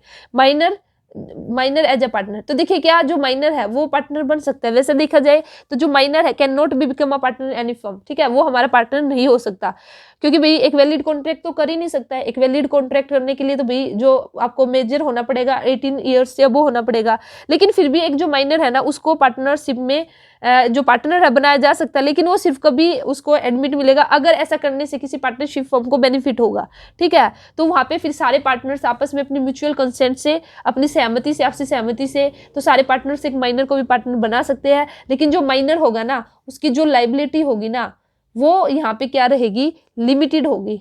लिमिटेड कितनी लिमिटेड होगी, जितनी उसने कैपिटल लगाई है, to the extent of his capital, ठीक है, जितनी कैपिटल उसने कंट्रीब्यूट की है उतनी तक ही उसकी लिमिटेड रहेगी। और वो एक तरह से वैसे तो भाई वो एक्टिव पार्ट नहीं ले सकता मैनेजमेंट में, हाँ, लेकिन वो जो अकाउंट्स है एक फर्म के उनको इंस्पेक्ट कर सकता है, ठीक है। और जैसे ही मेजोरिटी को अटेन करेगा तो तभी वह नोटिस देके अटेनिंग द मेजोरिटी तो वो डिसाइड कर सकता है कि भाई अब उसको पार्टनर रहना या फिर नहीं रहना। इसके अंदर आप इतना याद रख लेना, ठीक है। अब यहाँ पे हम बात करेंगे नेक्स्ट हमारा टाइप्स ऑफ पार्टनरशिप। अभी तो हमने बात की थी पार्टनर की, अब हम करेंगे पार्टनरशिप की, ठीक है। तो पार्टनरशिप की बात करती हूँ तो यहाँ पे आपकी डिफरेंट टाइप है, तो मैं फटाफट, एक तो हमारी है on the basis of duration की बात करती हूँ तो हमारी है पार्टनरशिप एट विल का मतलब क्या है कि भाई ये आपकी विल पे डिपेंड करेगी कि भाई जब आप चाहोगे तब इसको टर्मिनेट कर सकते हो, कोई भी एक पार्टनर आके नोटिस दे देगा और उसी टाइम ये बंद हो जाएगी, ठीक है, आपकी इच्छा पे डिपेंड करती है। एक है हमारी पर्टिकुलर पार्टनरशिप, ठीक है। तो पर्टिकुलर पार्टनरशिप का मतलब क्या है कि भाई आपने एक पर्टिकुलर काम के लिए एक पार्टनरशिप की थी, एक स्पेसिफिक पर्पज के लिए आपने की थी, और जैसे ही आपका वह पर्टिकुलर प्रोजेक्ट था जो भी था वो आपका फिनिश हुआ, कंप्लीट हुआ, उसी टाइम आपकी जो पार्टनरशिप है वो भी आपकी टर्मिनेट हो जाएगी, ठीक है। तो कहीं ना कहीं ये अपने आप ऑटोमेटिकली आपकी टर्मिनेट हो जाएगी जैसे ही जिस पर्पज के लिए आपने जो पार्टनरशिप की थी वह पर्पज आपका पूरा होगा। तो ये बेसिकली थी on the basis of duration. ये दोनों किसके बेस पे थी, on the basis of duration, ठीक है। जो नेक्स्ट हमारी पार्टनरशिप है on the basis of liability है, ठीक है, लाइबिलिटी के बेस पे। तो लाइबिलिटी के बेस पे अगर मैं बात करती हूँ तो एक तो हमारी जनरल पार्टनरशिप। तो जनरल पार्टनरशिप बेसिकली हमारी कौन सी पार्टनरशिप है, तो देखिए जनरल पार्टनरशिप के अंदर हमारे क्या रहेगा, जो लाइबिलिटी रहेगी पार्टनर्स की वो क्या रहेगी, अनलिमिटेड लाइबिलिटी रहेगी जनरल पार्टनरशिप के अंदर, ठीक है। और ज्वाइंट रहेगी जनरल पार्टनरशिप की अगर मैं बात करती हूँ। और इसी के साथ ही जो रजिस्ट्रेशन है ना जनरल पार्टनरशिप का वो हमारा क्या है, ऑप्शनल है। और सेकेंड हमारा इसी के अंदर हमारा लिमिटेड लाइबिलिटी पार्टनरशिप, ठीक है। तो यहाँ पे LLPB इसको बोलते हैं, LLPB इसको बोलते हैं। तो यहाँ पे अगर मैं इसकी बात करती हूँ तो इसमें देखिए जो आपकी पार्टनर जो लाइबिलिटी रहेगी ना उसमें तो अनलिमिटेड थी, लेकिन इसमें जो लाइबिलिटी रहेगी वो रहेगी लिमिटेड। लेकिन यहाँ पे जो एक पार्टनर होगा, एक्सेप्ट वन पार्टनर, एक पार्टनर को छोड़कर, जो वो एक पार्टनर को हमने छोड़ दिया है ना, उसकी जो लाइबिलिटी रहेगी वो क्या रहेगी, वो अनलिमिटेड रहेगी, और बाकी के जो पार्टनर रहेंगे उनकी लाइबिलिटी लिमिटेड रहेगी। और इसी के साथ ही जो रजिस्ट्रेशन रहेगा, इन पार्टनरशिप का रजिस्ट्रेशन कराना आपका कंपलसरी होगा, ठीक है। इसी के साथ एक पार्टनरशिप डीड है। तो पार्टनरशिप डीड की अगर मैं बात करती हूँ, एक रिटन डॉक्यूमेंट है जिसके अंदर सारी की सारी जो टर्म्स एंड कंडीशन है पार्टनरशिप की आपकी मेंशन रहती है, ठीक है, कि भाई जो फर्म है उसका क्या नेम है, कहाँ पे हमारा बिजनेस लोकेटेड है, बिजनेस का टाइमिंग क्या रहेगा, कितने पार्टनर्स है, ठीक है, सर एक पार्टनर का एड्रेस है, सैलरी देनी है या फिर नहीं देनी है, ठीक है। इसी के साथ ही एक इंपॉर्टेंट है, इन द अब्सेंस ऑफ, यहाँ से भी क्वेश्चन बन सकता है, in the absence of partnership did. तो पार्टनरशिप डिड की अब्सेंस में, जब साइलेंट है अब्सेंस में, ठीक है, तो हमारे कौन कौन से रूल हमारे अप्लाई होंगे। तो देखिए आपको जो सैलरी है या फिर कमीशन है या फिर इंटरेस्ट ऑन कैपिटल है, इंटरेस्ट ऑन ड्राइंग है, तो आपको किसी भी तरह का कुछ नहीं देना है, ठीक है, नहीं देना है। सिर्फ आपको देना है तो क्या देना है, अगर किसी पार्टनर ने लोन दे रखा, पार्टनर्स का अगर लोन है, पार्टनर्स लोन है तो सिर्फ उसको 6% की रेट से आप क्या दोगे, इंटरेस्ट दोगे। पार्टनर्स लोन पर 6% की रेट से क्या दोगे, इंटरेस्ट दोगे। इसी के साथ ही जो प्रॉफिट शेयरिंग रेशियो रहेगा, प्रॉफिट शेयरिंग, ये इंपॉर्टेंट है भाई, प्रॉफिट शेयरिंग जो रेशियो रहेगा वो क्या रहेगा, वो रहेगा इक्वल, ठीक है। तो ये इंपॉर्टेंट था, मैंने आपको बता दिया। नेक्स्ट हमारी है कोऑपरेटिव ऑर्गेनाइजेशन, कोऑपरेटिव ऑर्गेनाइजेशन, ठीक है, कोऑपरेटिव ऑर्गेनाइजेशन। तो यहाँ पे अगर मैं कोऑपरेटिव ऑर्गेनाइजेशन की बात करती हूँ तो कोऑपरेटिव सोसाइटी हमारा क्या है, एक वॉलंटरी एसोसिएशन है ना पर्सन्स की, जो join together with motive of welfare of the members. भी 5-6 पर्सन है, उन्होंने मिलकर एक क्या किया, उन्होंने वॉलंटरी अपनी इच्छा से उन्होंने मिलकर एक सोसाइटी है उसका फॉर्म किया, ठीक है। और उनका मेन पर्पज क्या है, जो उसके मेंबर रहेंगे उनके वेलफेयर के लिए। तो जो कोऑपरेटिव सोसाइटी है उसका रजिस्ट्रेशन कराना कंपलसरी है। तो यहाँ पे जो कोऑपरेटिव सोसाइटी है इनका रजिस्ट्रेशन कराना क्या है, कंपलसरी है, ठीक है। रजिस्ट्रेशन क्या है, कंपलसरी है। और किसके अंडर इसका रजिस्ट्रेशन होगा, वो होगा cooperative society act, cooperative society act, ये कौन सा आपका 1912। तो इसके अंदर हमारा इसका रजिस्ट्रेशन होना कंपनी है, और कम से कम हमारे 10 अडल्ट पर्सन चाहिए एक सोसाइटी को फॉर्म करने के लिए। यहाँ पे अगर मैं मिनिमम मेंबर की बात करती हूँ तो मिनिमम जो मेंबर होंगे कम से कम एटलीस्ट 10 अडल्ट होने चाहिए भाई, adult person required to form partnership, ठीक है। और बस इसके अंदर मेन यही है, जो सोसाइटी है उसकी अपनी एक डिस्ट्रिक्ट लीगल आइडेंटिटी होती है, क्योंकि भाई इसका रजिस्ट्रेशन हो चुका है। तो यहाँ पे, और यहाँ पे जो वोटिंग राइट की अगर मैं बात करती हूँ तो यहाँ पे एक प्रिंसिपल आपका फॉलो होगा, 1 मैन 1 वोट का, ठीक है। Equality in the voting status है कि भाई एक आदमी सिर्फ एक ही वोट देगा। तो यहाँ पे ये आप यहाँ पे जो कोऑपरेटिव सोसाइटी है, ऑर्गेनाइजेशन है, इसके अंदर द प्रिंसिपल ऑफ, देखिए जो बिल्कुल इंपॉर्टेंट ना वही मैं आपको बता रही हूँ, प्रिंसिपल ऑफ 1 मैन 1 वोट। अगर आ भी जाए MCQ तो आपका आइडिया हो जाएगा 1 मैन 1 वोट किसके अंदर था, governs the cooperative society. Liability यहाँ पे लिमिटेड रहेगी, लिमिटेड लाइबिलिटी रहेगी इसके अंदर, लिमिटेड लाइबिलिटी, ठीक है। और इसी के साथ ही बस इसमें यही था इम्पोर्टेंट, इसके अंदर इतना ही कर लीजिए आप। वैसे तो भाई कितनी लंबी करा दूं मैं, क्योंकि बहुत डिटेल में टाइप्स ऑफ कोऑपरेटिव सोसाइटी भी आपके डिफरेंट टाइप्स है, लेकिन हम इतना डिटेल में नहीं जाएंगे, ठीक है। अगर आप चाहो तो आपके पास बुक वगैरह वहाँ से कर सकते हो। उसके बाद हमारा नेक्स्ट है कंपनी। नेक्स्ट हमारी फॉर्म्स ऑफ बिजनेस ऑर्गेनाइजेशन है कंपनी, ठीक है। तो कंपनी देखिए, जैसे ही आपको सभी को पता कंपनी क्या है, association of person carrying business and registered under the companies act. Company बनने के लिए जरूरी है कि भाई वह क्या हो, रजिस्टर्ड होनी जरूरी है, रजिस्टर्ड होना जरूरी है उसका, कहाँ पर, अंडर कंपनीज एक्ट, ठीक है, अंडर कंपनीज एक्ट, किसी भी अभी जो कंपनीज एक्ट 2013 या फिर इससे पहले कोई भी कंपनीज एक्ट था उसके अंदर रजिस्ट्रेशन होना जरूरी है, तो उसको हम बोलेंगे कंपनी। तो कंपनी बेसिकली देखिए यहाँ पे पब्लिक कंपनी है, एक हमारी प्राइवेट कंपनी है और एक हमारी 1% कंपनी है। तो एक हमारी देखिए पब्लिक कंपनी है, एक हमारी प्राइवेट कंपनी और एक हमारी OPC 1% कंपनी। तो पब्लिक कंपनी हम किसको कहेंगे, जो प्राइवेट कंपनी नहीं होनी चाहिए, ना ही प्राइवेट कंपनी की सब्सिडी होनी चाहिए। और इसी के साथ ही यहाँ पे जो प्राइवेट कंपनी होगी, तो प्राइवेट कंपनी हम हमारी कौन सी होती है, इसके अंदर जो हमारे रिस्ट्रिक्ट करती है the right to transfer its shares. एक प्राइवेट कंपनी के शेयर्स है उनको आप इजिली ट्रांसफर नहीं कर सकते हो, लेकिन पब्लिक कंपनी में आप क्या कर सकते हो, ट्रांसफर कर सकते हो। ठीक है, यहाँ पे जो मिनिमम मेंबर रहेंगे, मिनिमम मेंबर की अगर मैं बात करती हूँ तो 2 हमारे होने चाहिए। ठीक है, जो 1 OPC भी हमारी क्या प्राइवेट कंपनी है, सिर्फ इसको छोड़कर, इसमें क्योंकि हमारा 1% रहेगा। और यहाँ पे अगर मैक्सिमम नंबर की बात करते हैं, यहाँ से क्वेश्चन बनता है आपका प्राइवेट कंपनी में से, इसलिए मैक्सिमम नंबर की बात करते हैं मेंबर्स की, तो मैक्सिमम रहेंगे आपके 200। ठीक है, और एक्सक्लूडिंग इट्स, ये आपको जरूर याद रखना है, एक्सक्लूडिंग इट्स एम्प्लॉयज, इसके एम्प्लॉयज को छोड़कर आपके जो मैक्सिमम रहेंगे वो कितने रहेंगे, 200 नंबर आपके रहेंगे। देखिए जो अब इंपॉर्टेंट है आपका OPC 1% कंपनी, इसमें मैं इंपॉर्टेंट वैसे मैंने एक बिल्कुल सेपरेट वीडियो बना रखी है इसके ऊपर, फिर भी मैं यहाँ पे आपको बता देती ना, आपको ना इसकी PDF मिल जाएगी। ठीक है, टेलीग्राम पर आपको मिल जाएगी, तो टेलीग्राम चैनल है ना उसको ज्वाइन कर लेना आप, तो वहाँ पे। और इसलिए मैं यहाँ पे आपको मैंने पेन पेपर पे कराना स्टार्ट किया है कि भाई ताकि आप लोगों के लिए PDF भी साथ के साथ तैयार हो जाए, क्योंकि आप सभी को पता है अगर बोर्ड पे करेंगे तो फिर उसको साथ के साथ उसको रब भी करना पड़ता है, तो इसलिए।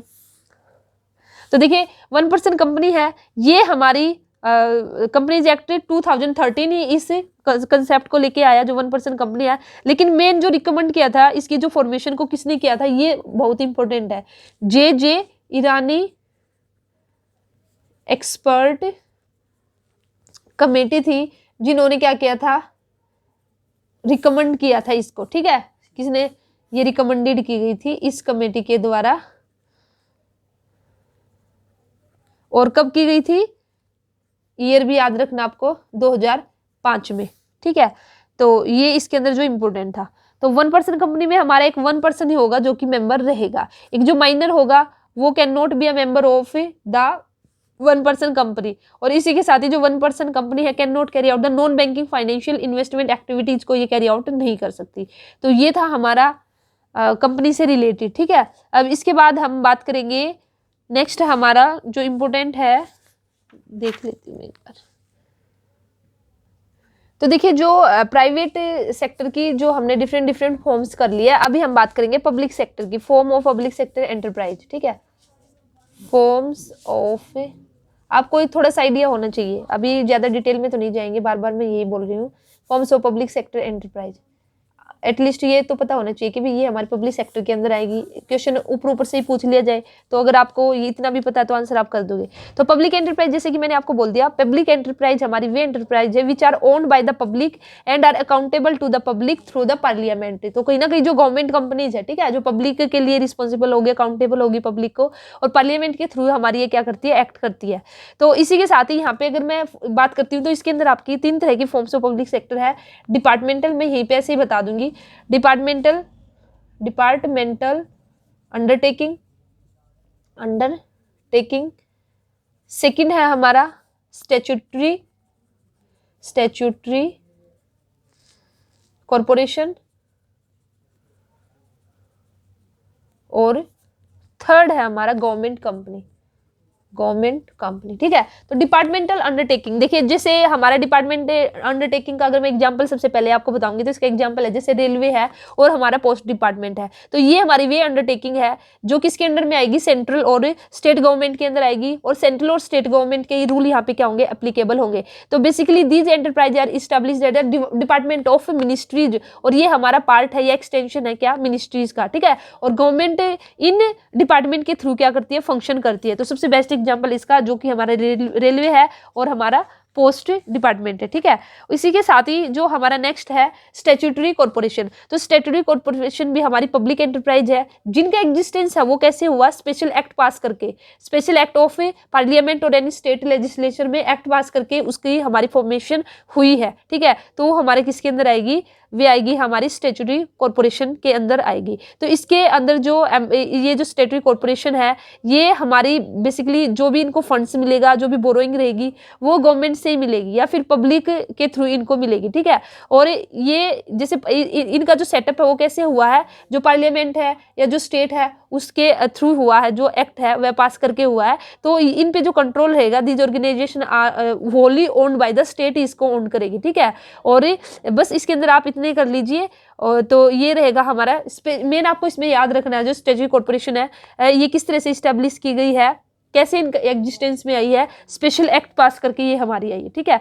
तो ये कहलाएगी हमारी स्टैट्यूटरी या फिर पब्लिक कॉर्पोरेशन भी इनको बोलते हैं। इसके बाद नेक्स्ट है हमारी गवर्नमेंट कंपनी। तो गवर्नमेंट कंपनी हमारी जो किस तरह से इस्टेब्लिश की गई है, अंडर द कंपनीज एक्ट 2013 के अंदर इनका रजिस्ट्रेशन होना जरूरी है, और उसी के प्रोविजन जो 2013 एक्ट है उसके प्रोविजन है इसको फॉलो करने पड़ेंगे, ठीक है। तो वे हमारी क्या कहलाएंगी, गवर्नमेंट कंपनी कहलाएंगी। तो government company means any company which is not less than 50% of the paid capital is held by the central government. तो जो सेंट्रल गवर्नमेंट है उसके पास जिस कंपनी का 50% से ज्यादा शेयर रहेगा तो वह कंपनी क्या कहलाएगी, गवर्नमेंट कंपनी आपकी कहलाएगी, ठीक है। अब जो हमारा नेक्स्ट रहेगा इसके अंदर, तो ये हमने पब्लिक भी कर लिया, और फिर जो नेक्स्ट है ये इसके अंदर आ जाएगा हमारा मल्टीनेशनल कंपनी और ग्लोबल कंपनी, ठीक है। ग्लोबल एंटरप्राइज बोल सकते हैं हम, या फिर हम क्या बोल सकते हैं, एंटरप्राइजेज, या फिर हम क्या बोल सकते हैं, मल्टी नेशनल कंपनीज, ठीक है। तो जैसे कि आप सभी को पता है भी मल्टीनेशनल नाम से ही पता है, या फिर ग्लोबल का मतलब क्या है कि भी ऐसी इतनी बड़ी बड़ी इंडस्ट्रियल ऑर्गेनाइजेशन जो जिनकी जो मार्केटिंग है, जिनका जो इंडस्ट्रियल ऑपरेशन है वो एक नेटवर्क के थ्रू, ठीक है, ऑल ओवर कंट्री हम बोलेंगे, ठीक है, सेवरल कंट्रीज में, ठीक है, डिफरेंट कंट्रीज में जो काम करती है, जिनकी ब्रांचेज फैली हुई है, उनको हम क्या बोलते हैं, उनको हम बोलेंगे मल्टीनेशनल या फिर ग्लोबल कंट्री, वो सॉरी एंटरप्राइज, ठीक है। जो एक या एक से ज्यादा बहुत सारी जो कंट्री है जिनमें काम करती है उनको हम कहेंगे ग्लोबल, ठीक है। तो इसी के साथ ही आज की वीडियो में इतना ही रखते हैं। जो आपकी फॉर्म्स ऑफ बिजनेस ऑर्गेनाइजेशन है ये इंपॉर्टेंट है, यहाँ से क्वेश्चन आपके आ सकते हैं, ठीक है। तो ये हमने कर लिया, और बाकी का जो भी हमारे और भी टॉपिक है तो उसको फिर मैं नेक्स्ट वीडियो में लेके आऊंगी। तो इस तरह से हम 2-3 वीडियो के अंदर 2 या 3, ठीक है, मैक्सिमम 2 वीडियो और लेके आऊंगी, जिसमें आपके जो इंपॉर्टेंट पॉइंट है ये बेसिकली आपके बिजनेस स्टडी से रिलेटेड या बिजनेस एंड मैनेजमेंट से रिलेटेड है। फिर आपकी 2 वीडियो और रहेंगी जिसमें आपका ना ये लगा के चलना, आपका जो 11th और 12th है ना वो तो पूरा कंप्लीट हो ही जाएगा। और 11th और 12th में बार बार बोल रही हूँ भी बहुत इंपॉर्टेंट है। अगर 2021 पैटर्न को फॉलो किया गया ना तो हो सकता है कि फिर क्या पता 2022 में पूरा 11th-12th से सिलेबस आ जाए, क्योंकि 2021 में तो ना आपके 50 क्वेश्चन 11th-12th से आ रखे, और ऐसा हो गया तो फिर तो कितनी अच्छी बात है। इसलिए आप सभी को मैं बार बार यही बोलती हूँ, यही सजेशन देना चाहूंगी कि सबसे पहले आप अपने 11th-12th को कंप्लीट कीजिए।